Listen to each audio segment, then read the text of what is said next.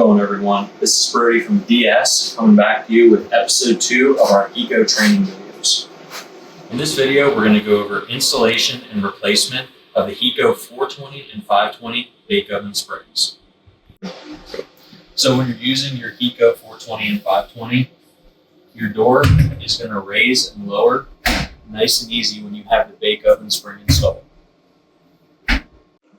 In order to access your HECO bake oven spring, you're going to take your HECO panel right underneath the bake oven off, and you can place this to the side. Good. Next, what you want to do is you want to take a notched screwdriver, preferably a flathead, or pliers. And you want to go in here and you want to lift out the spring until it's detached. When your bake oven spring needs replaced or installed, your door is going to fly open and will not stay shut. So when installing the bake oven spring, you're going to need to put your pressure against the oven door to make sure that it doesn't come open. And you're going to take your hook here and you're going to drop it in where there's an eyelet, and you're going to connect it so that the spring has tension. When you have your bake oven spring tight, you want to take your notched screwdriver and you want to keep tension as you pull up, and you're going to be able to latch it.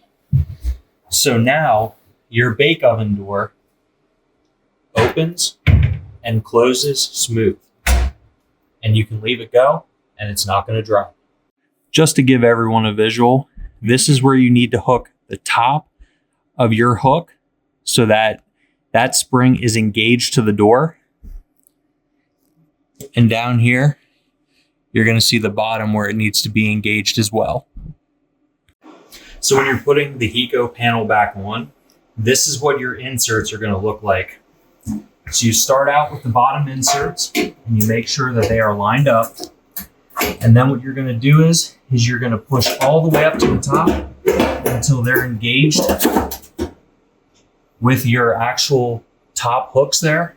And now your panel is going to stay on tight. There's no flex, no wobble. If you do it incorrectly, you're going to see a wobble in either one of the corners because they're not all locked in, and you want to make sure that they are.